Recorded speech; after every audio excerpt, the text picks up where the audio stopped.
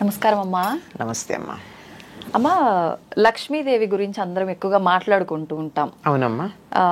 మనం ఎక్కువ ఆరాధించడం కూడా లక్ష్మీదేవిని అందరం ఆరాధిస్తూ ఉంటాం. కానీ దరిద్ర దేవత కూడా ఉంది, దరిద్ర లక్ష్మి అని కొన్నిసార్లు వింటుంటాం.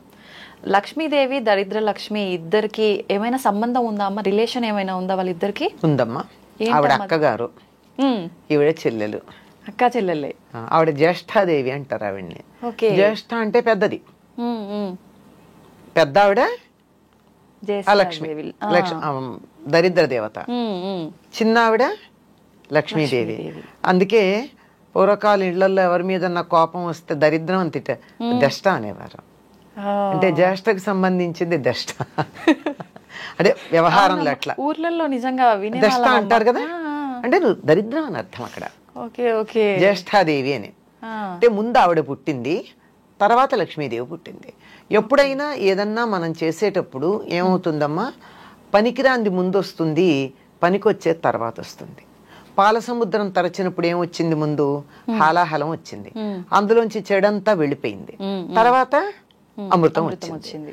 పొలంలో పంట వెయ్యంగానే చేసే పని ఏమిటి? కలుపు తీస్తారు కొద్ది రోజుల్లో.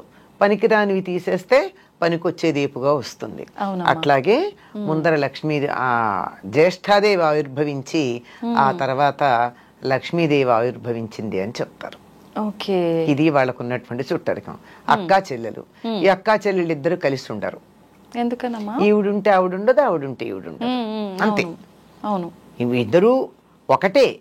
ఎలాగంటే నాణ్యానికి ఉన్న బొమ్మ బొరుసులాగా. నాణ్యం ఈ రెండిటికి ఉన్న చుట్టరికం ఏమిటి? ఒకదానికి ఉన్న రెండు, అంతే, రెండు సైడ్స్, అంతే అంతే, రెండు వైపులు. అలాగే ఒకే ఒక సంపదకి లేకపోవడం, ఉండడం అనేటటువంటి రెండు లక్షణాలు ఉంటాయి గనక ఆవిడ జ్యేష్ఠాదేవి, ఈవిడ లక్ష్మీదేవి. ఈవిడుంటే ఆవిడుండదు, ఆవిడుంటే ఈవిడుండదు.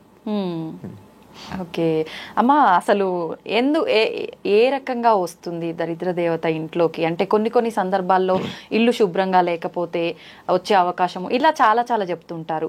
ఏ రకంగా ఉంటే దరిద్ర దేవత రాకుండా ఉంటుందమ్మా?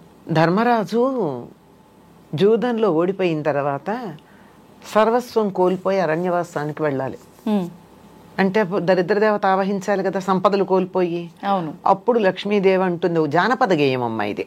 ఏమంటే, చేటలో పళ్ళను చెరపడే రాజు, కట్టి విడిచిన బట్ట కట్టడే రాజు, ఆడి విడిచిన నీరు ఆడడే రాజు అని చెప్తుంది.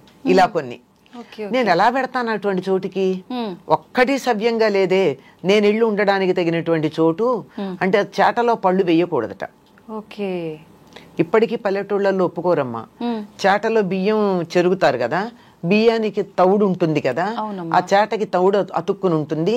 దాంట్లో కూరగాయలు పళ్ళు గనక వేసినతో త్వరగా పాడైపోతాయి. అందుకని చాట్లో పళ్ళు వేసామంటే దరిద్రం అంటారు. అలా వేయడు. ఒకసారి కట్టి వదిలిన బట్ట మళ్ళీ కట్టడు. విడిచిన బట్ట కట్టడం దరిద్రం. చూసారా ఏ పదం వాడాం? దరిద్రం, దరిద్ర దేవత. అలాగే ఒకళ్ళు స్నానం చెయ్యగా మిగిలిన నీళ్లతో స్నానం చేయడం, అది కూడా దరిద్రం అమ్మ. ఇప్పుడు మీరు పల్లెటూళ్ళలో పెద్దలు ఇంట్లో ఎవరైనా ఉంటే స్నానం చేసేటప్పుడు ఒక బకెట్ లో నీళ్లు తీసుకుంటాం, స్నానం చేస్తాం, అడుగున ఆఖరి దాకా పోసుకోం కదా, కాసి నీళ్లు మిగిలిస్తాం. ఆ మిగిల్చిన కింద పోసి బకెట్ బోర్లించి వస్తారు. ఆ మిగిలిన నీళ్లతో ఇంకోళ్ళు స్నానం చేయకూడదు. మామూలుగా అందులో నీళ్లు వదలొద్దు అనటం విన్నాం, కానీ దాని వెనకాల రీజన్ ఇదని ఇప్పుడు తెలిసిందమ్మా. కానీ ఆఖరి నీళ్లు పోసుకోకూడదు, ఆఖరి నీళ్లు పోసుకోకూడదు, వదిలిపెట్టకూడదు. కనుక వాటిని కింద పారబోసి వచ్చేస్తాం కదా. అంటే ఆడి విడిచిన నీరు ఆడడే రాజు అని ఒక జానపద గేయాలు ఇవన్నీ మనకి. ఇవన్నీ ఎక్కడ దరిద్ర దేవత రావడానికి వీల్లేని ప్రదేశాలు ఇవి. అంటే దరిద్రం రావాలంటే ఏం చెయ్యొచ్చు? విడిచి బట్టలు అక్కడ పడేసి మళ్ళీ కట్టుకోవడం, విడిచిన బట్టలు కట్టుకోవడం దరిద్రమే కదమ్మా. కంపు కొడతాయి, పాడైపోతాయి, వాసన వస్తాయి. బట్టలు బోల్డ్, they carry many things with them. అంచేత అవి. తర్వాత ఒకళ్ళు వాడిన నీళ్లు మళ్ళీ వాడడం, ఎంగిళ్ళు తినడం, అశుభ్రంగా ఉండడం, అశుచిగా ఉండడం, ఇలాంటివన్నీ కూడా దరిద్రం ఉంటుంది అని చెప్పడానికి సంకేతం. ఇలాంటి చోట ఆవిడికి నచ్చుతుందిట వస్తుంది. ఇది ఈవిడిలా ఉంటి చోట్ల గురించి చెప్పడం కన్నా లక్ష్మీదేవి తాను ఎక్కడుంటానో కొన్ని ప్రదేశాలు చెప్పింది. ఆ లక్ష్మీదేవి ఉంటానని చెప్పిన ప్రదేశాలకి భిన్నంగా ఉంటే లక్ష్మి ఉండదు, లక్ష్మి లేదు కనుక వచ్చి కూర్చుంటుంది. లక్ష్మి తాను ఎక్కడ ఉంటానని చెప్పింది, శుచిగా ఉండాలి. శుచి అంటే మనిషి శుచిగా ఉండాలి, ఇల్లు శుచిగా ఉండాలి. అవునమ్మా. మనసు కూడా శుచిగా ఉండాలి. ఇది మెయిన్, అందరం ఇది వదిలేస్తాం అదే కదా.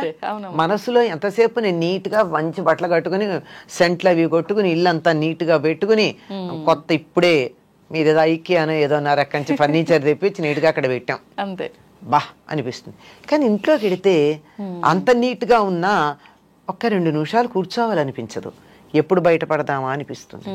అంటే వాళ్ళ మనసులో ఉన్నటువంటి భావాలు అంత వ్యతిరేకమైనటువంటి లక్షణాన్ని కలిగి ఉన్నాయి, ప్రతికూల లక్షణాలు. కనుక అటువంటి చోటకి లక్ష్మీదేవి ఉండదు. శౌచం లక్ష్మి ఉండాలంటే కావాల్సింది. తర్వాత ఇంట్లో ఎప్పుడు తగాదాలు దెబ్బలాటలు ఉండకూడదు, గాలి వెలుగు ఉండాలి, వెంటిలేషన్ ఎక్కువగా. చీకటి పడ్డాక దీపం ఉండాలి. దీపంలో నేను ఉంటానని చెప్పింది, పూలలో తానుంటానంది. తర్వాత ఏనుగు ముఖంలో ఉంటానంది, చంద్రుడి వెన్నెల్లో ఉంటానంది. లక్ష్మీదేవి ఉంటానని చెప్పినటువంటి వస్తువులు ఇవి మన దగ్గర ఉన్నట్టయితే లక్ష్మి ఉంటుంది. ఈ మధ్య ఎవరో ఈ ఏనుగు ముఖంలో లక్ష్మీదేవి ఉంటుంది కనుక ఇంట్లో ఏనుగులు పెట్టుకోండి అని చెప్పి షాప్ పేరు కూడా చెప్పారు, ఎక్కడ దొరుకుతాయో. ఇది నిజంగా అట్లా పెట్టుకోవచ్చమ్మా? అవసరం లేదు, పెట్టుకోవచ్చు కానీ పెట్టుకోవాలని ఏం లేదు. ఏనుగు ముఖాలు పెట్టినంత మాత్రం లక్ష్మీదేవి ఇంట్లోకి ఏం వచ్చి కూర్చోదు. మనం దెబ్బలాడుకుంటూ ఉంటే ఆవిడ పారిపోతుంది. ఇంట్లో ఒకళ్ళనొకళ్ళు తిట్టుకుంటూ ఉన్నా, అప్పుడు కొంతమంది ఇళ్లలో ఫ్లయింగ్ సాసర్స్ ఉంటాయి భోజనాల దగ్గర, అలాంటివి ఉన్నా లక్ష్మీదేవి పొరపాటును కూడా దరిదాపుల్లోకి రాదు. వీలైనంత దూరంగా ఉండే ప్రయత్నం చేస్తుంది, వస్తున్నదన్నా పారిపోతుంది. అంటే దరిదాపుల్లో కదా, కొన్ని రోజుల పాటు రాదు. అంచేత మనకి సంపద కావాలి అంటే నవ్వుతూ ఉండాలి. అదే చెప్తారండి, ఇంటికి సంపద ఎవరంటే చిరునవ్వు ఉన్న మొహాలట. నవ్వుకుంటూ ఎప్పుడు నవ్వగలం మనం? మనసు బాగుంటే, అందరూ ఆహ్లాదంగా ఉంటే, ఒకళ్ళ పట్ల ఒకటి శత్రుభావం లేకుండా ఉంటే అక్కడ లక్ష్మీదేవి ఉంటుంది. అంటే ఇవి లేని చోట లక్ష్మి ఉండదు. ఇంట్లో శుచిగా లేకపోయినా, దెబ్బలాడుకుంటూ ఉన్నా, పోట్లాడుకుంటూ ఉన్నా, ఏడుస్తూ ఉన్నా, ఏడ్చే చోట కూడా లక్ష్మి ఉంటుంది. ఎందుకంటే కష్టాలు ఎవరికి ఉండవమ్మా, మనుషులకు కాకపోతే మాకులకు వస్తాయా? వస్తాయి. కష్టం వస్తుంది కానీ దానికి ఏడవకూడదు. బాధపడడం వేరు, దాని వేదన చెంది దిగులు పడ్డం వేరు. కొంతమంది మొహాలు చూడండి, ఏదో చిన్న బాధ వస్తుంది, మొహం అంతా దీనానాథుల్లాగా మొహాలు పెడతారు. వాళ్ళకి సంపద రమ్మంటే ఎట్లా వస్తుంది? ముందు ఆ మొహం మారిస్తే మీ మొహం కాస్త మార్చుకోండి, మీకు కష్టాలు తొలగుతాయని చెప్తారు చాలా మంది. మొహంలోనే కనపడతాయి. ఎప్పుడు చూసినా ఏడుపు కొట్టు మొహం వేసుకొని ఉంటావు ఇట్లా అంటుంటారు. ఏడుపు మొహం, ఈడుపు కాళ్ళు, ఈ రెండు జ్యేష్ఠాదేవిని ఆహ్వానిస్తాయని చెప్తారు పెద్దవాళ్ళు. ఇంట్లో ఈడుపు కాళ్ళు అంటే పని చేయమంటే అబ్బా అని నడవడం చకచకా కాకుండా ఏమిటో అని కాళ్ళు ఈడ్చుకుంటూ నడుస్తారు. అంటే ఇష్టం లేక. అదే సోమరితనం ఉన్న చోట లక్ష్మీదేవి ఉండదు, దరిద్ర దేవత ఉంటుంది. వీళ్ళిద్దరూ ఒకళ్ళు అంటే ఒకళ్ళు ఉండరు కదా. దీనికి చిన్న ఒక చమత్కారమైన విషయం చెప్తారు. మా ఇద్దరిలో ఎవరు అందగత్తెలు అని అడిగారట లక్ష్మీదేవిను జ్యేష్ఠాదేవి. ఎవరిని అందగత్తెలన్నా రెండో వాళ్ళకి కోపం వస్తుంది కదా. అవునమ్మా. మరి లక్ష్మి కావాలి, జ్యేష్ఠాదేవి అక్కర్లేదు. అందుకు ఆయన తెలివిగా అన్నాడట, ఇద్దరిని అక్కడ నిలబెట్టి మీరు ఇటు రండి, నువ్వు ఇటు వెళ్ళు అన్నట్ట. లక్ష్మీదేవిని ఇంట్లోకి రమ్మన్నాడు, జ్యేష్ఠాదేవిని వెళ్ళమని. అబ్బా నువ్వు అలా బయటికి వెడుతుంటే ఎంత అందంగా ఉన్నావో అన్నట్ట జ్యేష్ఠాదేవిని. లక్ష్మీదేవిని నువ్వు ఇంట్లోకి వస్తుంటే ఎంత అందంగా ఉన్నావో అన్నట్ట. అయిపోయింది. ఎంత తెలివిగా చెప్పారు కదమ్మా. మనకు కావాల్సిందే అది. అదే కదా. అప్పుడు వెళ్తే ఈవిడ వస్తుంది, చీకటి పెడితే గాని వెలుగు రాదు. అంతే అంతే అంతే కదా. అంచేత వెలుగు లేకపోతే చీకటి వస్తుంది. అవును, చీకటి వస్తే వెలుగుపోయింది కాదు, వెలుగు లేకపోతే చీకటి వస్తుంది. అందువల్ల వెలుగుని ఆహ్వానించుకోవాలి, చీకటి దానంతట అదే పోతుంది. అంచేత సూపర్ అమ్మా నిజంగా. ఎవరమ్మా ఇది చెప్పింది? ఏదో ఒక పండితుడి గురించి ఒక కథ చెప్తారు.